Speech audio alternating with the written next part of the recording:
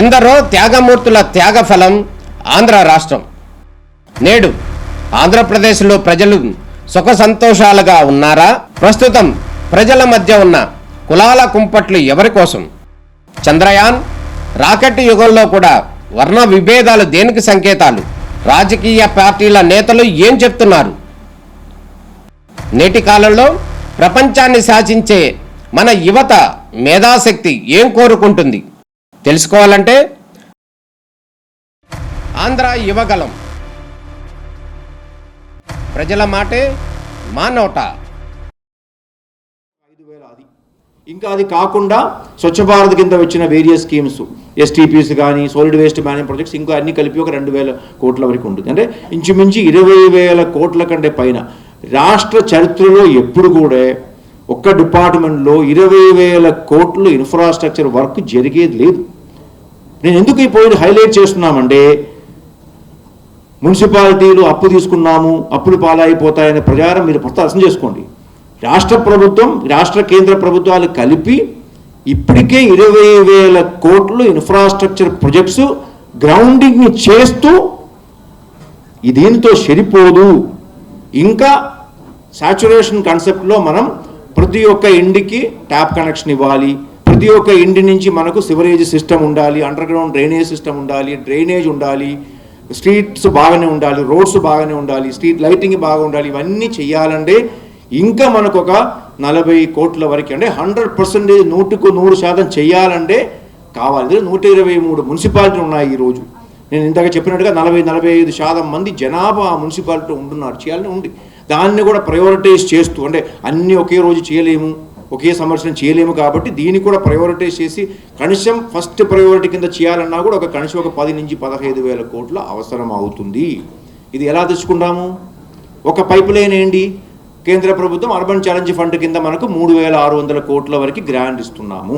ఈ గ్రాంట్ తీసుకోవాలంటే 14,500 కోట్ల విలువ గల ప్రాజెక్టు మనం తయారు చేసి దానికి మినిమం 50%, అంటే ఒక 7-8 కోట్లు మనం బయట నుంచి లోన్ రూపంలో తీసుకుంటేనే మనకి 3,600 కోట్లు వస్తాయి. కాబట్టి this is another pipe line. అంతే తప్ప దీన్ని ఏదో వేరే రకంగా ఇది కరెక్ట్గా అర్థం చేసుకోకుండా దుష్ప్రచారాలు చేసుకుంటే నష్టం మనకి. ఇప్పుడు మనం ఆ రకంగా ఒక బ్యాంకబుల్ ప్రాజెక్టు తయారు చేసి హడ్కోనే కానీ లేకపోతే నాఫిడ్ని కానీ, నాబార్డ్ని కానీ, పవర్ ఫైనాన్స్ కార్పొరేషన్ని కానీ, లేకపోతే మన దగ్గర ఉన్న కమర్షియల్ బ్యాంక్స్ని కానీ, వరల్డ్ బ్యాంక్ని కానీ, ఏడీబీని కానీ అప్రోచ్ అయ్యేటప్పుడు మాకు కొంత డబ్బు ఇవ్వండి సార్ అని వెళ్ళి అడిగితే ఇస్తారా వాళ్ళు? ఇవ్వరు కదా. మనం ఒక బ్యాంకబుల్ ప్రాజెక్ట్ తయారు చేసి, ఓకే నా మున్సిపాలిటీ కెపాసిటీ ఇది, నా మున్సిపాలిటీకి ఇవన్నీ అసెట్స్ ఉన్నాయి, నా మున్సిపాలిటీకి ఇవి ఆదాయ వనరులు ఉన్నాయి, వచ్చే 10 సంవత్సరాలు నా మున్సిపాలిటీకి ఇంత ఆదాయం వస్తుంది, అలాగే నాకు ఇంత అసెట్ ఉంది, ఈ అసెట్ని నేను డెవలప్ చేస్తే నాకు ఇంత ఆదాయం ఇంకా పెరుగుతుంది. కానీ అది డెవలప్ చేయాలంటే నాకు ఇప్పుడు కొంత అప్పు కావాలి. మీరు అప్పు ఇవ్వాలంటే మీకు అందరికీ తెలిసిన విషయం కదా. ఎవరి దగ్గర వెళ్ళి అప్పు అడిగినా ఫస్ట్ వాళ్ళు ఏమడుగుతారు? నేను నీకు అప్పిస్తాను, కానీ నువ్వు తిరిగి కట్టే స్తోమత నీకు ఉందా లేదా, నువ్వు తిరిగి కడతారనే నమ్మకం ఉందా లేదా, అంతే కదా, simple. That is what we are doing today. We need to take loan, no doubt about that. మనకు ఫండ్ కావాలి. ఫండ్ ఎక్కడి నుంచి తీసుకురావాలి? రాష్ట్ర కేంద్ర ప్రభుత్వాలు ఇచ్చిన ఫండ్ ఇవ్వగలిగినవన్నీ మ్యాక్సిమం మనం తీసుకున్నాం ఆల్రెడీ. మిగిలిన రాష్ట్రాలు కూడా రాని ఫండ్స్ కూడా, ఎందుకంటే గౌరవ ముఖ్యమంత్రి గారు కూడా కేంద్ర లెవెల్లో కూడా మాట్లాడుకుని మనకు అడిషనల్గా కూడా చాలా ఫండ్స్ వచ్చినాయి. కాబట్టి ఈ 20,000 కోట్ల విలువ గల వర్కులు మనం ఈరోజు ఇంప్లిమెంట్ చేయగలుగుతున్నాం. నౌ నెక్స్ట్ ఫేజ్ చేయాలంటే we have to look for resources. ఆ రిసోర్సెస్ ఎవరు మనకు ఓకే నువ్వు వచ్చి అడిగావు కాబట్టి నీకు ఇస్తామని చెప్పి ఎవరు ఇవ్వరు.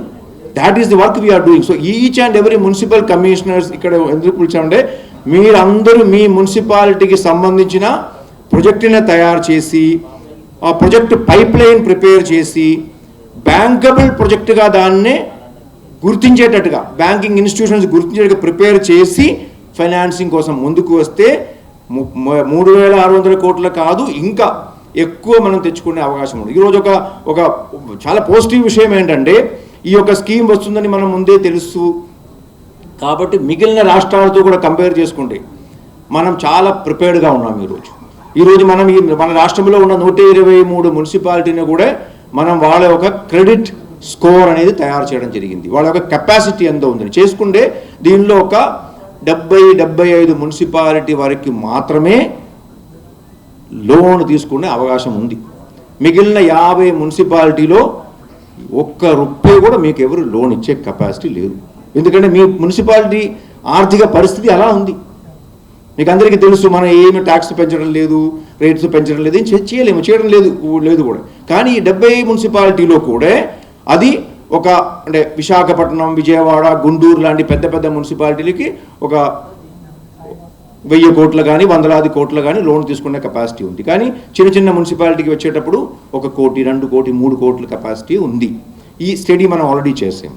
రెండోది, ఈ మున్సిపాలిటీలో కూడా ఇప్పుడు క్రిటికల్ ఇన్ఫ్రాస్ట్రక్చర్ గ్యాప్ అనేది ఏంటి అని నేను ఇందాక చెప్పినట్టుగా 45,000 కోట్లు కావాలన్నీ చేయాలంటే దానిలో కూడా ప్రయారిటీ 1 ఏంటి, ప్రయారిటీ 2 ఏంటి, ప్రయారిటీ 3 ఏంటి అని తయారు చేస్తూ ప్రయారిటీ 1 చేయాలంటే 15,000 కోట్ల వరకు కావాలి. ఆ ప్రాజెక్ట్ ఒక షెల్ఫ్ ఆఫ్ ప్రాజెక్ట్ తయారు చేసి అందరి కమిషనర్కి చెప్పాము, మీరు దీనికి ఇప్పుడు డిపిఆర్ తయారు చేస్తూ దానికి మీకు ఎంత లోన్ కావాలి, ఎంత లోన్ తీసుకుంటే కేంద్ర ప్రభుత్వం నుంచి మీకు గ్రాంట్ వచ్చే అవకాశం ఉంది, లేకపోతే హడ్కో నుంచి వచ్చే అవకాశం ఉంది చెప్పడం జరిగింది. సో ఆ రకంగా ఒక ప్రణాళికాబద్ధంగా ప్రాజెక్టులు తయారు చేసుకుని మనం ముందుకు వెళ్తున్నాం.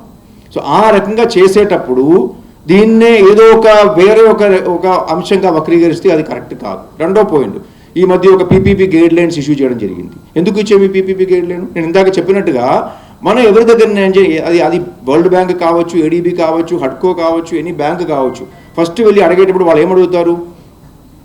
మీకు ఇస్తాము, కానీ ఇది 10 సంవత్సరాలు 15 సంవత్సరాలు లాంగ్ టర్మ్ లోన్స్. ఇది మీకు ఈరోజు మీరు లోన్ తీసుకుంటారు, మీరు తిరిగి కట్టేది ఇప్పుడు 10 సంవత్సరాల్లో. కానీ 10 సంవత్సరాల్లో వచ్చే రిస్కులు ఏమేమి ఉన్నాయి? ప్రభుత్వాలు మారచ్చు, లేకపోతే మున్సిపాలిటీలో భరణం చేంజ్ అవ్వచ్చు, మున్సిపల్ కమిషనర్లు మారిపోతాయి. సో ఇవన్నీ రిస్క్ కదా మీకు, మీ లోన్ ఇచ్చే వాళ్ళకి. సో వాళ్ళు మీ మీద నమ్మకం కలగాలంటే ఏం కావాలి? వాళ్ళకి కొన్ని గ్యారంటీస్ ఇవ్వాలి. దానికి ఏం కావాలి? ఒక స్పష్టమైన పాలసీ కావాలి. ఎలా మీకు పెడుతున్నాము అంటే నాకు ఇంత అప్పు నేను ఇచ్చేము, కాబట్టి దానికి మీకు నేను కొన్ని గ్యారంటీలు ఇస్తున్నాను. ఆ గ్యారంటీలు లేకుండా ఎవరికి లోన్ ఇవ్వరు. మనకు తెలిసిన విషయమే. నేనేం గ్యారంటీ ఇవ్వను, నేను లోన్ ఇచ్చేయండి అంటే ఎవరైనా ఇస్తారా? లేదు. నేను మీకు గ్యారంటీ ఇస్తాము, నమ్మకం కల్పిస్తాము. ఆ నమ్మకం కల్పించడానికి ఈ పాలసీ రిఫార్మ్స్ తీసుకోవచ్చు. అంతే తప్ప దీని ద్వారా ఏదో మున్సిపల్ సర్వీస్ ఎవరికి ఇస్తామని కాదు. మున్సిపాలిటీలో ప్రజలకి మంచి సేవలు అందించుకోవడానికి కావాల్సిన అన్ని మార్గాలు మనం వెతుకుతున్నాం. సో ఆ దాన్ని మీరు అందరూ అర్థం చేసుకోండి. So my request to all the municipal commissioners here is that ఈ 2-day వర్క్షాప్ అనేది మీ ఫోకస్ అనేది చాలా స్పష్టంగా ఉండాలి. అంటే ఈ వర్క్షాప్ కేవలం ఇక్కడ వచ్చి కూర్చుని పైన మాట్లాడిన వాడు చెప్పినది నోటు రాసుకుని వెళ్ళిపోవడం కాదు. మీరు రేపు సాయంత్రం వెళ్ళిపోయే ముందు మీ మున్సిపాలిటీకి సంబంధించిన బ్యాంకబుల్ ప్రాజెక్ట్స్, ప్రతి ఒక్క మున్సిపాలిటీ కూడా కనీసం 1-2 బ్యాంకబుల్ ప్రాజెక్ట్స్ తయారు చేసి ఇక్కడ నుంచి వెళ్ళాలి. That is the capacity building year. అందుకే మీకు మెండర్స్ని కూడా చేస్తున్నాము. సో ఇవి ప్రిపేర్ చేసి మనం ముందుకు వెళ్ళాల్సిన అవసరం ఉంది. అంటే దీనిలో అంటే చాలా అంశాలు మన పీపీపీకి వెళ్ళినప్పుడు ట్రాన్స్పరెంట్ ప్రొక్యూర్మెంట్ ఉండాలి, స్టాండర్డ్ రిస్క్ అనాలిసిస్ చేయాల్సిన అవసరం. ఇవన్నీ మనం స్టేట్ లెవెల్లో ఈరోజు ఏపీ యూఎఫ్ఐడిసి ద్వారా ఒక పిఎంయూ ద్వారా అన్ని మున్సిపాలిటీస్ కోసం చేస్తున్నాము. చేసిన తర్వాత ఇప్పుడు మున్సిపల్ కమిషన్కి కెపాసిటీ. సో దీని యొక్క ఉద్దేశం అనేది చాలా స్పష్టం. రెండో ఒక ముఖ్యమైన అంశం నేను ఇక్కడ చెప్పదలుచుకున్నానంటే హడ్కో ఒక రోల్ ఏంటి అనేది. ఎందుకు హడ్కోతో మనం ఈ రకంగా చేస్తున్నామనే, హడ్కో the partnership with హడ్కో is actually A win-win situation. ఎందుకంటే హడ్కో is also willing to give loan. కానీ లోన్ ఇవ్వాలంటే వాళ్ళకి కూడా మన మీద నమ్మకం కలగాలి కదా. నమ్మకం కలగకుండా ఇవ్వరు కదా. కాబట్టి మనం ఒక విష్ లిస్ట్ తీసుకెళ్ళి నాకు ఇన్ని ప్రాజెక్ట్ ఉంది సార్, నాకు ఇంత డబ్బు కావాలని నేను సంజయ్ గారికి లిస్ట్ ఇస్తే ఆయన నాకు డబ్బు ఇస్తారా? లేదు. ఏం కావాలి? నా దగ్గరే బ్యాంకబుల్ ప్రాజెక్ట్ డిపిఆర్స్ ఉండాలి, ఎస్టిమేట్స్ ఉండాలి, దాని ఒక స్ట్రక్చర్ చేసి ఒక స్ట్రక్చర్డ్ ఫామ్లో దానికి ఈ రకంగా నేను డబ్బు సమకూరుస్తున్నాము, ఈ రకంగా నేను ఆ లోన్ తిరిగి కట్టడానికి ప్లాన్ చేస్తున్నాము అనే ఒక ప్రణాళిక ఇస్తే వాళ్ళ దగ్గర కూడా ఫైనాన్షియల్ టీమ్ ఉంటుంది, ట్రాన్సాక్షన్ అడ్వైజర్స్ ఉంటారు, వాళ్ళు అనలైజ్ చేస్తారు. ఆ ప్రాజెక్ట్ చేసి అది నమ్మకం కలిగితే అప్పుడు వాళ్ళకి లోన్ ఇస్తారు. సో ఇది వాళ్ళ యొక్క పాత్ర అనేది. దీనిలో నేను చివరిలో మళ్ళీ ఒకసారి మున్సిపల్ కమిషనర్స్ కోసం కాబట్టి మీరు ప్రాజెక్టు కన్సెప్ట్ నోట్ ప్రిపేర్, అంటే స్టెప్ బై స్టెప్ చేయాల్సిన డీటెయిల్గా మీకు చెప్తారు, but I'm just briefly telling this. Project concept note మీ దగ్గరే ఉన్న ఈ క్రిటికల్ ఇన్ఫ్రాస్ట్రక్చర్ ప్రాజెక్ట్ తయారు చేయడము, డిపిఆర్ తయారు చేయడం, ఇవన్నీ కూడా మీకు ఈరోజు చెక్ లిస్ట్ రూపంలో ఇస్తున్నాము. ఇవన్నీ ప్రిపేర్ చేసి చేయాలి.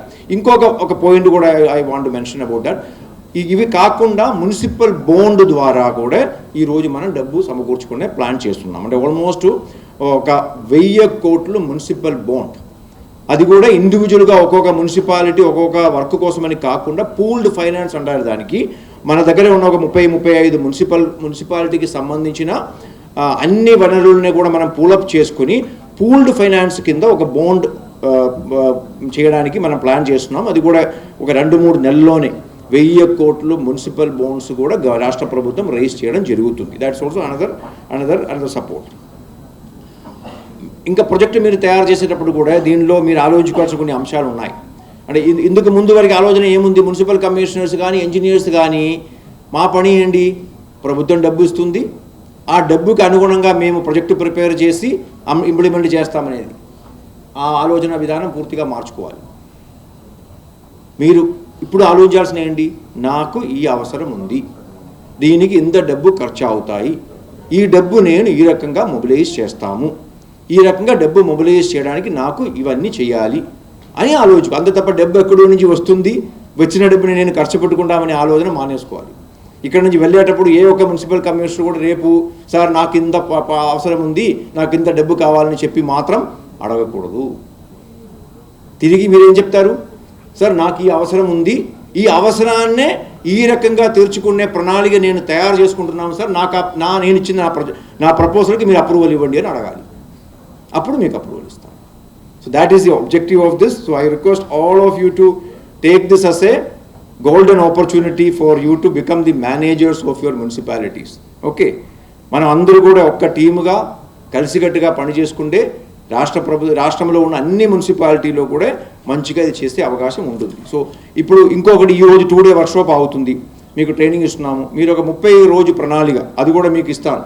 నెక్స్ట్ 30 daysలో మీరు ఒక్కొక్క రోజు చేయాల్సిన పని ఏంటనేది 30 day యాక్షన్ ప్లాన్ కూడా మీకు ఇవ్వడం జరుగుతుంది. At the end of 30 days all of you will have clear list of projects with you, with full clarity, with all the approvals. తో మీ దగ్గర ఈ డీటెయిల్డ్ ప్రాజెక్ట్స్ ఉంటుంది. సో ఇది చేయాల్సిన అవసరం ఉంటుంది. So this is the purpose of this training programme.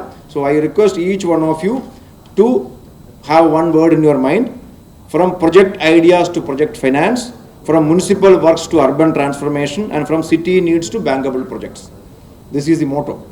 With this motto, each one of you should work to make the state first in the country in the urban transformation. So I once again take this opportunity to thank the Honorable Minister, Chairman HUDCO, and all of you who are attending this conference here. I thank each one of you and wish all the best for this conference. Thank you very much, sir. Principal Secretary గారు, municipal administration మరియు urban development Shri S Suresh Kumar IAS గారికి మరొకసారి మీ అందరి కరతాళ ధన్యవాదాల వారికి ప్రత్యేకమైనటువంటి ధన్యవాదాలు తెలియజేస్తున్నాం.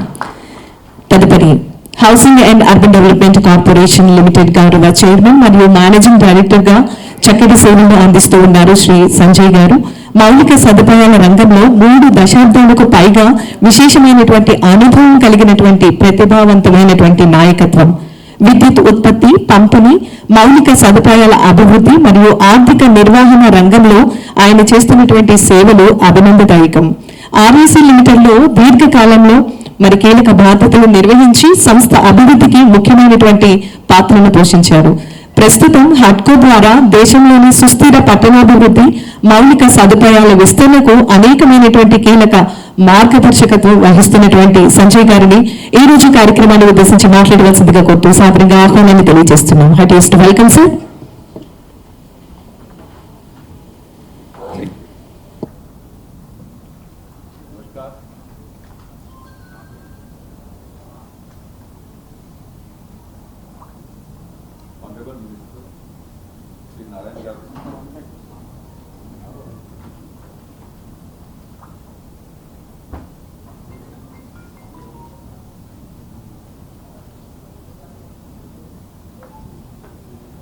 Honorable Minister Sri Narayan Garu, Sri Suresh Kumar Garu, Municipal Secretary, Sri Sampath Kumar, Commissioner CDMA, officers from the ULB, Government of Andhra Pradesh, and other friends. It gives me immense pleasure to be here, and since this is the first workshop, first regional workshop that we are overtaking, and I would like to thank the department, UD department, for taking the step of UCF forward. In fact, the state of AP is much progressed before the launch of the UCF guidelines. The state is such that the awareness level is very high. The projects were already there, and there was a awareness that the UCF fund is coming. And I'm sure that the state of Andhra Pradesh, under the leadership of Minister Sir and the committed Honorable Chief Minister Sir, the state will take the benefit of this Urban Challenge Fund. But I can tell you, my friend, that has already been elaborated by Mr. Suresh Kumar, that this fund is a Urban Challenge Fund. So there is a challenge in between urban and the fund. So this challenge will remain there at all the stages of the development of the projects, starting from the identification of the projects, conceptualizing the projects, making it bankable, then how the bankability has to be achieved, what kind of financial instruments are required, what kind of monitoring is required, whether the PPP players are available or not. And all these challenges that urban managers has to dealt with at every stage, at every point. So with this concept, HUDCO has came out, and it is beyond the lending, that because lending we are doing anyway across the country. So this is a step that HUDCO has taken, which is beyond the lending, and we are working as a developmental partner with the states. And I'm sure that this step will go a long way in creation of the urban infrastructure. And as we all know that how our country is being urbanized, and the pace of the urbanization is very high. If I see the state of AP, there are a lot of strengths which can be harnessed, and the bankable projects can be created, starting from the longest coastline of more than 1,000 kilometers, the agriculture goods, the food grains, the farming projects, the fisheries, the maritime. So lot of leverage is there from the resource sides that the urban local bodies can create. And finally, the committed leadership of the Honorable Chief Minister is coming with a lot of good things, starting from the artificial intelligence, the quantum valley, the defense, the aerospace. So if ULBs are prepared to take the project in such areas, because lot of skilled labor will come, lot of skilled manpower will come, lot of urbanization will come, the monetization of land will happen. So all these things are the good opportunity for the ULBs to integrate their resources, to leverage their resources, to identify their key economic driver, and around the key economic driver, if they can start making their projects. And the UCF is coming with a 25% grant from the central government, and the state is also prepared to contribute their own share. And for a lot of projects we can identify the PPP players, because we all know that if the private sector player will come as a stakeholder, the stakeholding, then the sustainable operation and maintenance of that kind of projects will come, and these projects will further amplify, will further multiply the impact on the economy. And state of Andhra Pradesh is the fastest growing, and they are growing larger than the national average, and the way Amravati is coming up. So there is lot of leverage that they can come with the area-based plan, city-based plan, or the economic-based plan, integrating few districts around the Amravati.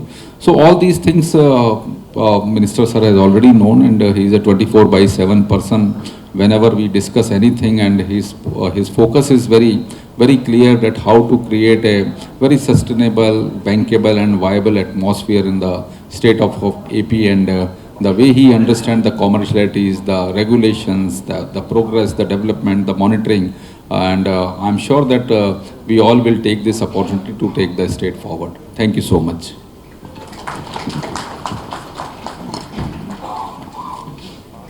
Thank you very much, sir, for sharing valuable words with all of us. Urban Challenge Fund Capacity Building Workshop.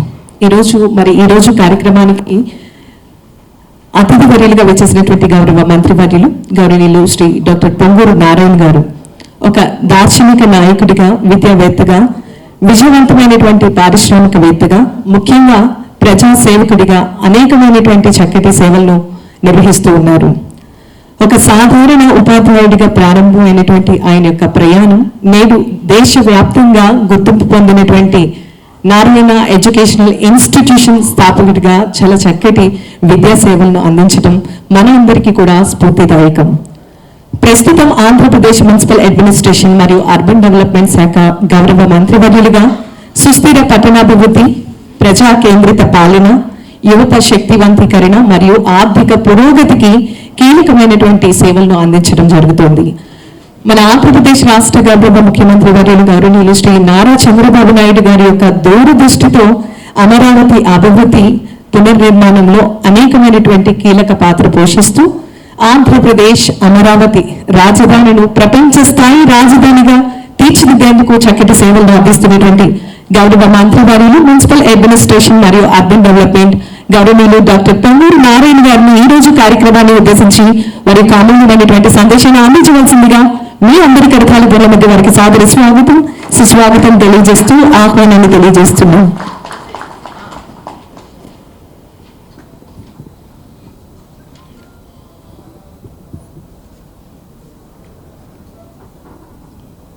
Respected HUDCO Chairman Sri Sanjay Kulsesti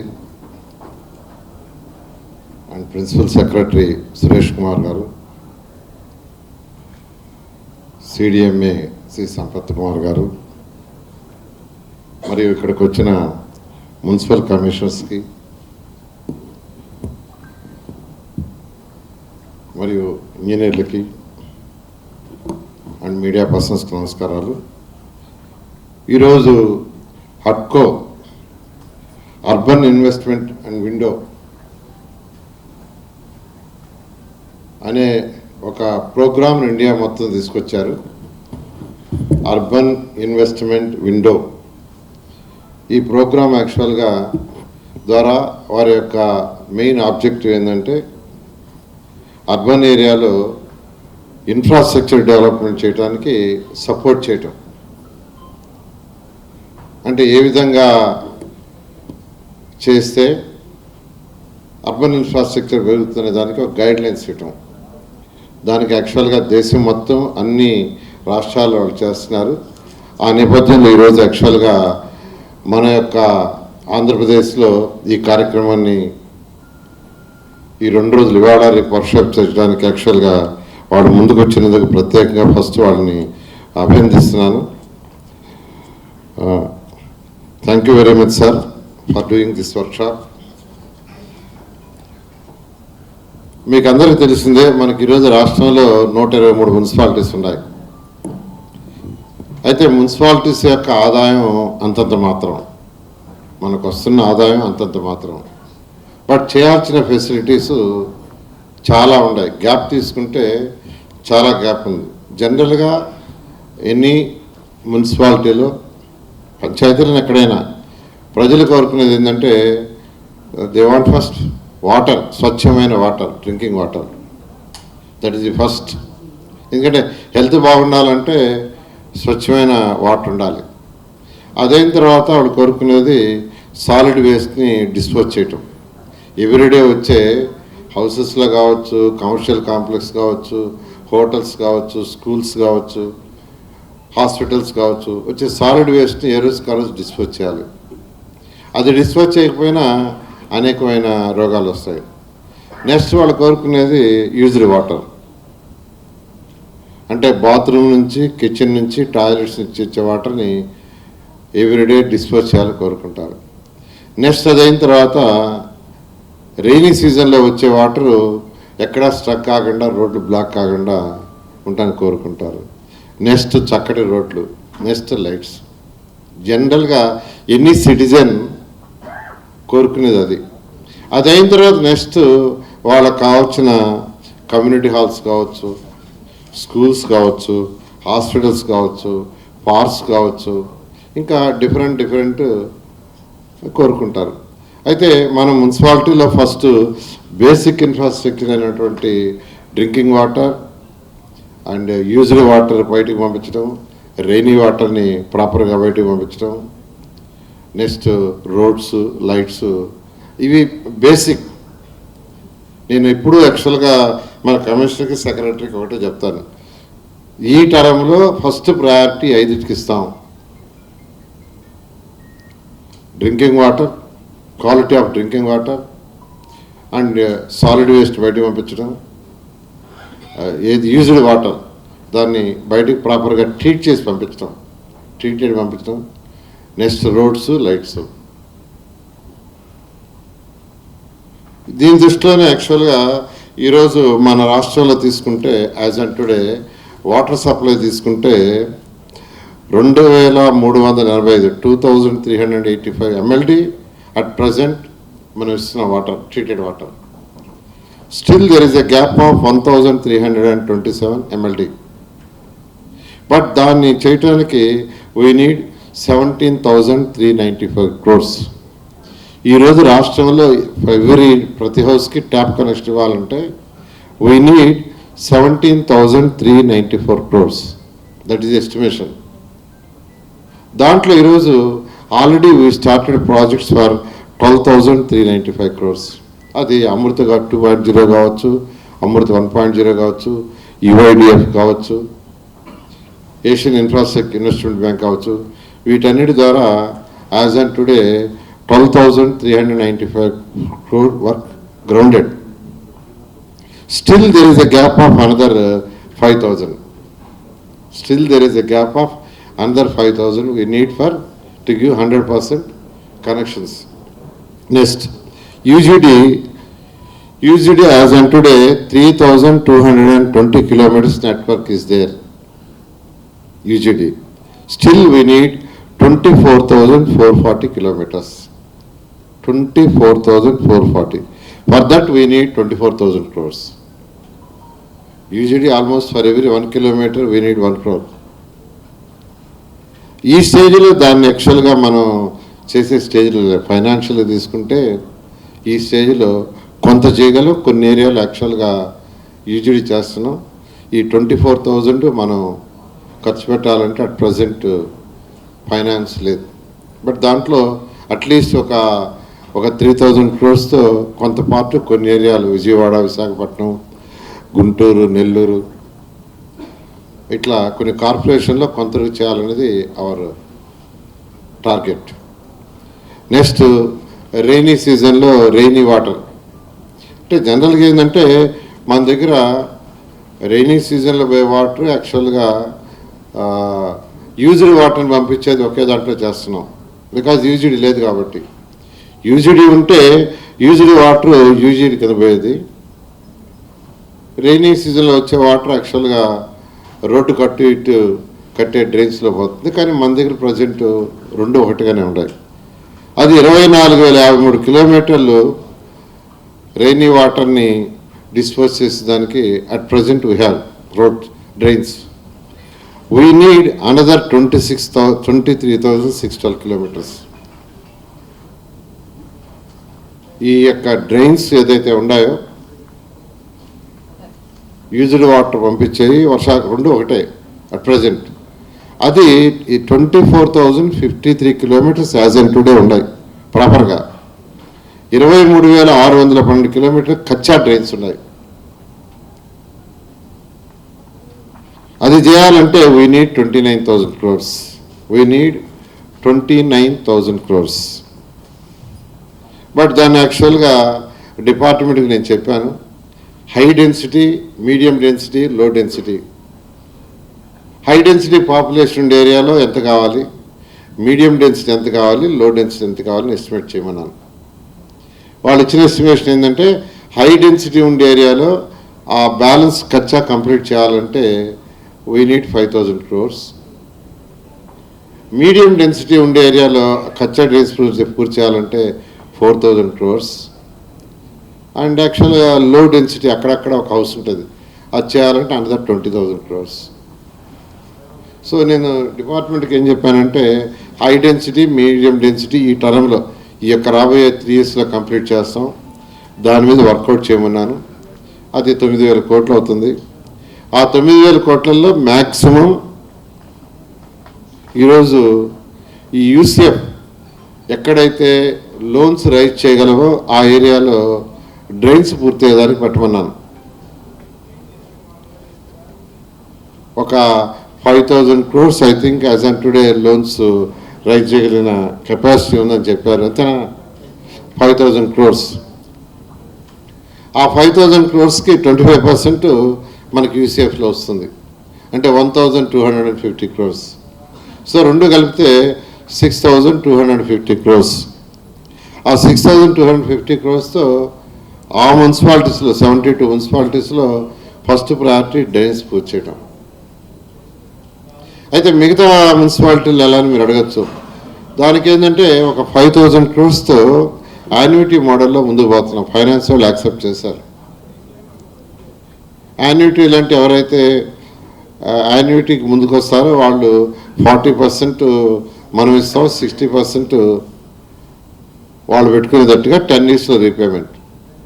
so 60% they will invest, 40% we have to invest. ఆ 40%కి మనకున్న LRS బీపీఎస్లో ఏదైతే amount ఇస్తుందో ఆ అమౌంట్ని పెడదలుచుకున్నాం. ఈరోజు మనకు LRS బీపీఎస్లో కొంత అమౌంట్ వస్తుంది. ఆల్రెడీ 600 crores వచ్చింది. బట్ స్టిల్ అన్ని ఫైల్స్ క్లియర్ చేస్తే we are expecting around 1,500 crores. So ఆ 1,500 crores మనం మ్యాచింగ్ పెట్టుకుంటే ఒక 3,500 crores యాన్యుటీ వస్తుంది. దాంట్లో ఒక 6,000 crores యాక్చువల్గా 5,000 ఫైనాన్స్ వాళ్ళు యాక్సెప్ట్ చేశారు. దాంతో యాక్చువల్గా ఏంటంటే మనం ఈ 72 మున్సిపాలిటీస్ ఏదైతే యూసీఎఫ్కి ఎలిజిబిలిటీ లేని మున్సిపాలిటీస్ ఉన్నాయో 123లో స్మాల్ మున్సిపాలిటీస్, వాటిలో డ్రైన్స్కి కంప్లీట్ చేయడానికి ఆ డబ్బులు ఉపయోగించే విధంగా ప్లాన్ చేసాం. ఏదైనా మనం ప్లాన్ చేసే ఫైనాన్షియల్ ప్లానింగ్ మీద మన మున్సిపాలిటీస్ డెవలప్మెంట్ ఉంటుంది. అంటే డబ్బులు లేవు, స్టేట్ గవర్నమెంట్ ఇచ్చే పరిస్థితులు లేదు. ఆల్టర్నేటివ్ ఏంటంటే జస్ట్ లైక్ హడ్కో ఆర్ గవర్నమెంట్ ఆఫ్ ఇండియా ఇచ్చే ప్రాజెక్ట్స్, అమృత్ కావచ్చు, అదేవిధంగా ఏషియన్ ఇన్ఫ్రాస్ట్రక్చర్ ఇన్వెస్ట్మెంట్ ద్వారా కావచ్చు, యుఐడిఎఫ్ ద్వారా కావచ్చు. ఇప్పుడు యూసీఎఫ్ వచ్చింది. యూసీఎఫ్ మొత్తం 4 lakhs crores పెట్టింది గవర్నమెంట్, సెంట్రల్ గవర్నమెంట్. 4 lakhsలో 1 lakh వాళ్ళు ఇస్తారు. రిమైనింగ్ 3 lakhs లోన్స్ ద్వారా కానీ స్టేట్ గవర్నమెంట్ కానీ పెట్టాలి. అయితే వాళ్ళ పాపులేషన్ రేషియోలో ఇస్తే మనకు 3,600 కోట్లు వచ్చింది. మన స్టేట్కి వాళ్ళు 3,600 కోట్లు యాక్చువల్గా ఇస్తున్నారు. మన షేరు 10,800 కోట్లు ఉండాలి, 10,800 crores. 3,600 వాళ్ళు ఇస్తారు, 25%. దానికి 75% 10,800, టోటల్ 14,400. ఈ 10,800 మనం బ్యాంక్స్ కానీ ఇలా హడ్కో కానీ వాటి ద్వారా రైజ్ చేసుకోవచ్చు. రైజ్ చేసుకోవాలంటే మున్సిపాలిటీస్ కెపాసిటీ ఉండాలి రీపేమెంట్. 72 మున్సిపాలిటీస్కి వచ్చింది ఆ కెపాసిటీ క్యాలిక్యులేట్ చేస్తే. అయితే ఏది చేసినా మనం ప్రాపర్గా చేయాలి. ప్రభుత్వ డబ్బు ఒక పైసా కూడా వేస్ట్ కాకూడదు. వేస్ట్ కాకుండా ఉండాలంటే ఇంజనీర్లు, కమిషన్ ఉండాలి. నేను అందరినీ ఒకటే రిక్వెస్ట్ చేసేది, ఎక్కడైతే అవసరమో వాటిల్ని ఎస్టిమేట్ చేయండి. నేను చాలా క్లియర్గా ఈఎన్సీ గారు కూడా చెప్పాను. అన్నెసరీగా ఉన్న వాటిలన్నింటి పగలగొట్టి కొత్తవి చేయొద్దు. ఎందుకంటే నేను కూడా ఎమ్మెల్యేనే. నేను ఎమ్మెల్యే నెల్లూరు సిటీలో ఈ మధ్య 4వ వార్డు ఉంటే ఆ వార్డులో విజిట్ చేశా. ఒక డ్రైన్కి శంకుస్థాపన పోయా. శంకుస్థాపన పోతే ఆ డ్రైన్ పగలగొట్టాల్సిన అవసరం లేదు, కట్టాల్సిన అవసరం లేదు, కానీ ఎస్టిమేషన్ వేసి కట్టేశారు. డివిజన్ నెంబర్ 4 ఏమంటే చిన్న డ్రైన్గా ఉంది సార్ అని. చాలా పర్ఫెక్ట్గా ఉంది డ్రైన్. కచ్చా డ్రైన్స్ ఉన్నాయి, ఫస్ట్ కచ్చా డ్రైన్స్ చేసుకుని తర్వాత అటువంటి డ్రైన్స్కి రావాలా. అట్లా కాకుండా కచ్చా డ్రైన్స్ వదిలేసినో కచ్చా డ్రైన్స్ అంటే ఆ వార్డులో వర్క్ జరగాలనే ఉద్దేశంతో పెట్టారు. నేనైతే ఇంజనీర్లు అందరికీ చెప్పాను, ఎస్సీ గారికి అందరికీ అలా చేయొద్దు. అందువల్ల మీ అందరిని నేను రిక్వెస్ట్ చేసేది ఏంటంటే, నాయకులు అది పెట్టేయండి ఇది పెట్టేయండి పెట్టేయమంటారు, అది సహజం. అలా కాకుండా నిజంగా ఎక్కడైతే కచ్చా డ్రైన్స్ ఉన్నాయో యూ ఐడెంటిఫై దోస్ డ్రైన్స్, వాటిని మాత్రమే పెట్టండి. ఎన్సీ గారు కూడా మనం చెప్పారు, మీరు 29,000 కోట్లు ఎస్టిమేషన్ వేశారు, ఓకే. వాటిలో ఏది అవసరమో ఏది అవసరం లేదో మీరు మరొకసారి అందరి దగ్గర చెక్ చేయించి అవసరమైన పెట్టించమని చెప్పాను. అందువల్ల మరొకసారి మీ అందరినీ రిక్వెస్ట్ చేస్తున్నాను. ఈరోజు వర్క్షాప్లో యాక్చువల్గా ఈ ఫైనాన్షియల్ ప్లానింగ్ వాటన్నిటి మీద వాళ్ళు డిస్కస్ చేస్తారు. దాంతో మీరు చూసుకోవాల్సింది మరొకసారి అటు కమిషనర్స్, ఇంజనీర్స్ ఏదైతే నీడో ఏదైతే అవసరమో దానికే ఉపయోగించే విధంగా చేయండి. నేను అది కూడా మన ఈఎన్సీకి, కమిషనర్కి, సెక్రటరీ చెప్పా, ఎక్కడైతే ఆల్రెడీ డెన్సిటీ ఆఫ్ పాపులేషన్ పక్కన డ్రైన్స్ కచ్చా డ్రైన్స్ చేస్తాం. అటుకాండి ఊరు బయట ఎక్కడో ఉన్నాయి, అక్కడ ఇళ్ళు లేవు, అవి థర్డ్ ఫేజ్లో పెట్టుకుంటాం. ఈ విషయంలో మీరు ఆల్ కమిషనర్స్ పర్టికులర్, ఎందుకంటే నాయకులు ఏం చేస్తారంటే ఆ ఊరు బయట ఉండే కట్టమంటారు. ఆ 6 అడుగులు 8 అడుగులు 10 అడుగులు డ్రైన్స్ అయితే ఉన్నాయి. ఇప్పుడు ఒంగోలు ఉంది, ఒంగోలులో ఆ మెయిన్ కెనాల్ చేయమంటున్నారు, పెద్ద కెనాల్ అయితే ఇంకా 20 feet 40 feet ఉంది. నేను ఎమ్మెల్యే చెప్తున్నా, ఫస్ట్ ఆ చిన్న చిన్న డ్రైన్స్ని కంప్లీట్ చేసుకోమని. ఇంకా ఒకరోజు ఎస్సీ కాలనీ పోతే ఎస్సీ కాలనీ అన్ని కచ్చా డ్రైన్స్ ఉన్నాయి. అక్కడే కాదు, చాలా కాన్స్టిట్యున్సీలో మా నాయకులు అడిగేది ఏంటంటే ఆ పెద్ద డ్రైన్స్ అడుగుతారు, అవి చేస్తాం, చేయమంటారా. ఫస్ట్ పాపులేషన్ ఎక్కడైతే ఉండారో అక్కడ ఉండే డ్రైన్స్, కచ్చా డ్రైన్స్ని ఇన్నిసార్లు ఎందుకు చెప్తున్నానంటే, నేను నెల్లూరులో చూస్తున్నా, చెప్పాను కదా, వార్డ్ నెంబర్ 4లో నేనే ఇనాగరేషన్ చేశాను, శంకుస్థాపన చేశాను. చేసిన తర్వాత పోయి డ్రైన్ అంతా చూస్తే పర్ఫెక్ట్ డ్రైన్, బట్ సైజ్ చిన్నది ఉంది. కాబట్టి ఆ విధంగా చేయాల్సింది నేను అందరినీ రిక్వెస్ట్ చేస్తూ, సురేష్ గారు, సెక్రటరీ గారు చాలా డీటెయిల్గా అన్నీ చెప్పారు. మీరు వర్క్షాప్ని సక్సెస్ఫుల్గా చేసి మీరు యూసీఎఫ్ ఛాలెంజ్ ఫండ్, అది కూడా నాకు యాక్చువల్గా సంపత్ మీరు 3 నెలలు అని చెప్పారు, 3 నెలల లోపల అప్లోడ్ చేయాలని. ఈ మంత్లో శాంక్షన్ చేస్తున్నారంట, ఎస్టర్డే సార్ చెప్పారు. సెకండ్ ఫేజ్ ఈ మంత్లో ఇస్తున్నారంట. మీరు ఈ మంత్లో మొత్తం 3,600కి తీసుకురావాలా, వాళ్ళ షేర్ 3,600.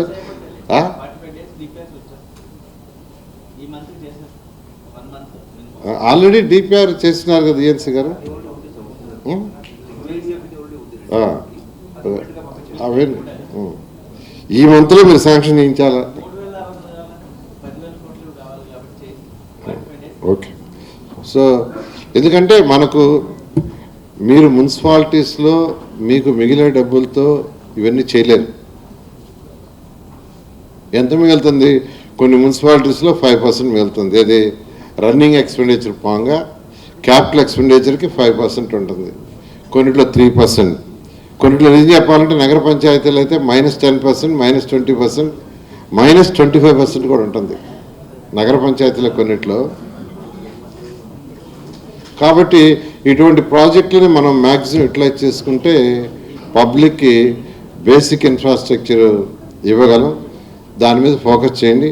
తర్వాత కమిషనర్స్ అందరూ వచ్చారు కాబట్టి, రెయినీ సీజన్ ఎంటర్ అయిపోయింది కాబట్టి సిల్ట్ మీద ఫోకస్ చేయండి. సిల్ట్ మీద మీరు అందరూ ఫోకస్ చేయాల్సిందిగా మరొకసారి రిక్వెస్ట్ చేస్తూ, ఈరోజు ఎంత మంచి ప్రోగ్రాం ఏర్పాటు చేసిన హట్కో సిఎండి గారికి, వాళ్ళ స్టాఫ్కి, మరియు ఈ మున్సిపల్ అధికారులందరినీ కూడా నేను ప్రత్యేకంగా అభినందిస్తూ, ఈ యొక్క కార్యక్రమాన్ని 2 రోజులు బాగా సక్రమంగా చేయాలి మరొకసారి కోరుకుంటూ సెలవు తీసుకున్నాం. Thank you. ధన్యవాదాలు సార్. గౌరవ మంత్రి వర్యులు గౌరవనీయులు డాక్టర్ పొంగూరు నారాయణ గారికి ఈ సందర్భంగా మరొకసారి మీ అందరి కడపల మధ్య వారికి ప్రత్యేకమైనటువంటి ధన్యవాదాలు తెలియజేస్తూ మరి వారి చేతుల మీదుగా సంజయ్ గారిని సత్కరించవలసిందిగా కోరుతున్నాం. మీ రిక్వెస్ట్ సంజయ్ గారు కైండ్లీ యాక్సెప్ట్ ఫెలిసిటేషన్. గౌరవ మంత్రి వర్యులు వారి చేతుల మీదుగా షాల్తో సత్కరించవలసిందిగా కోరుతున్నాము. అదేవిధంగా గౌరవ ప్రిన్సిపల్ సెక్రటరీ గారు లార్డ్ బుద్ధాన్ని బహుకరిస్తారు. అదేవిధంగా సంపత్ గారు ప్లాంట్ తో వారికి సత్కరించడం జరుగుతుంది. సంజయ్ గారు is a leader of excellence in infrastructure and finance with decades of impactful service across India's power, urban development and financial sectors. A visionary architect of the sustainable growth, shaping the journey towards Vikasit Bharat 2047 through innovation, inclusion and transformative leadership. He is a beacon of excellence and master of vision and the leader of national progress. Thank you very much, Sanjay Garu, for your presence. Once again, give him a big round of applause, dear ladies and gentlemen. Thank you very much, sir.